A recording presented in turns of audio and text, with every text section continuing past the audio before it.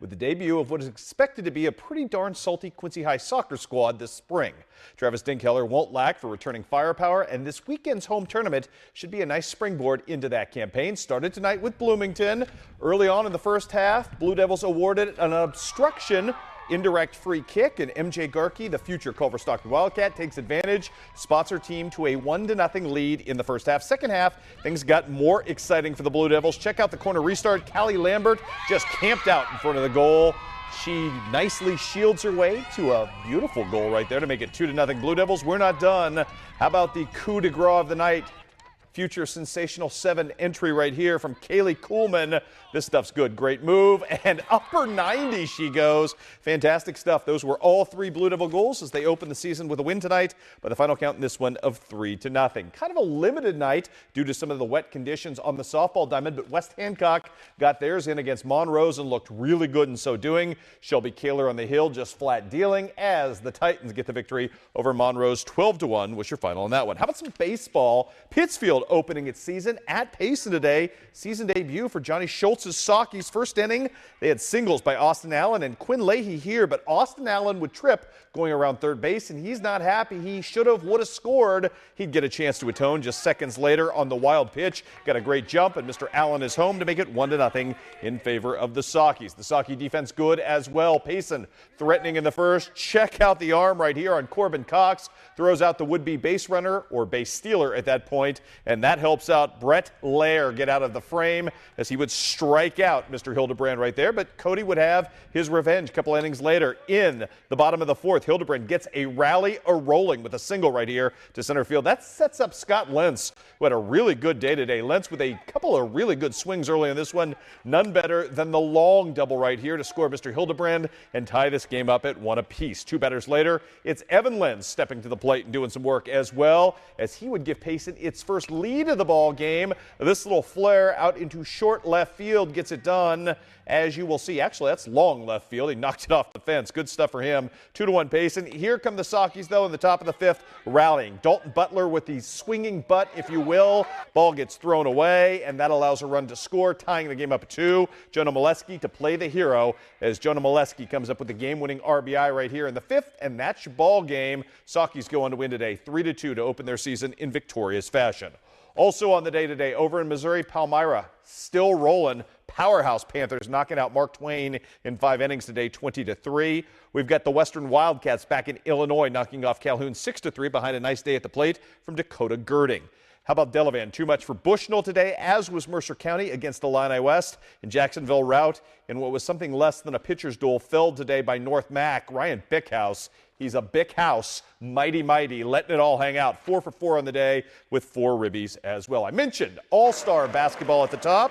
How about the 36th Annual Country Financial All-Star Classic in Jacksonville? Brady Long for the North Squad representing. Blake Hance, future Northwestern Wildcat, current Jacksonville Crimson, representing for the South. And how about Wade Smith? He's so good, he can show out and look strong wearing leggings or yoga pants or whatever those are. Wade Smith can flat play. Doesn't even matter. Great take for him. Speaking of that, at the other end, Jacksonville's Tyler Ring beasting up right there with the steal and the slam at the other end. The North would answer. Dirk Winkleman from distance knocking down a triple right there. South would answer back. It is the 3-point specialist, Hunter Bettis. Oh, but look at the take right there. Swoop to the hoop to get his team back within 4. Blake Hance then showing the full range of his strength in his game right here. Posting up first, and then, oh, he can play the high post as well, knocking down the jumper from just inside 3-point range. At the other end, though, the North Squad answering back in this one. John Kramer, the pride of Beardstown High School, coming up with the putback right here on a couple of offensive misses and beating Mr. Hance with a bucket. Griggsville Perry's Levi King then from distance, knocking down a triple as well. And how about some more Wade Smith? This time playing creator, going to hook up with Brady Long at the other end, the Brown County product for the bucket. Didn't get a final on this one. It's an all-star game. Who cares? A lot of fun, a lot of points. That's the way it should be for some well-worthy and deserving seniors from across Western Illinois. Let's do a little baseball today. High drama for the Hannibal LaGrange Trojans as they knock off Harris Stowe.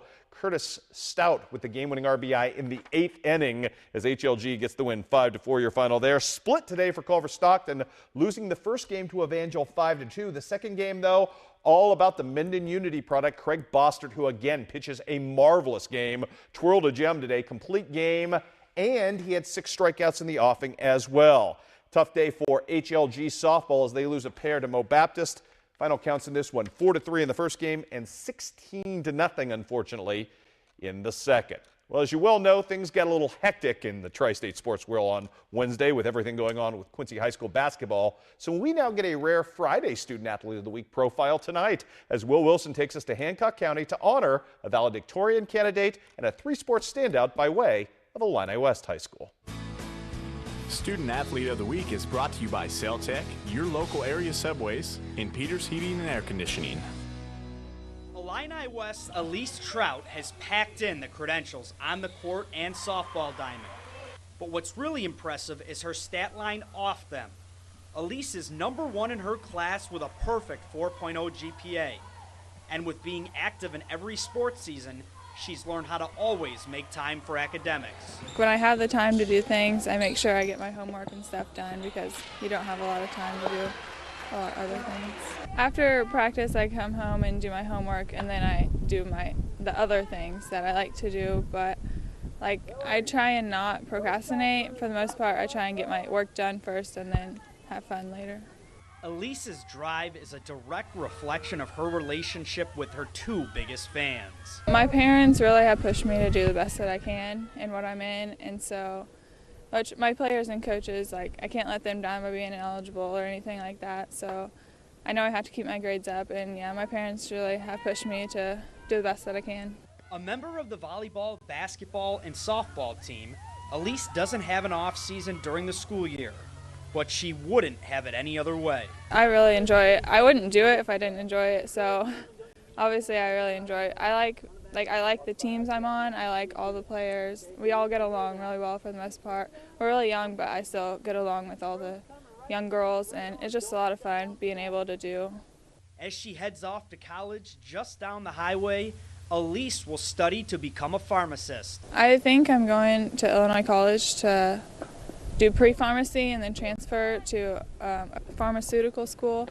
And then I'm going to Illinois College and I'll be playing softball as well. I really like math and chemistry and science, and so I've looked into it, and that requires a lot of math and science and stuff like that. And I've always been kind of interested in the medical kind of stuff, so pharmacy I just thought would be okay, which I might change later, but for now I think pharmacy is what I want to do. With all her responsibility, Elise faces her fair share of adversity. After all she's accomplished, nothing can slow her down. I always tell myself, you've done it before, so you can do it again, and you don't want to let your teammates down or anyone down, your parents, your family, anyone like that. So I always tell myself, you can do it, not just for yourself, but for others as well.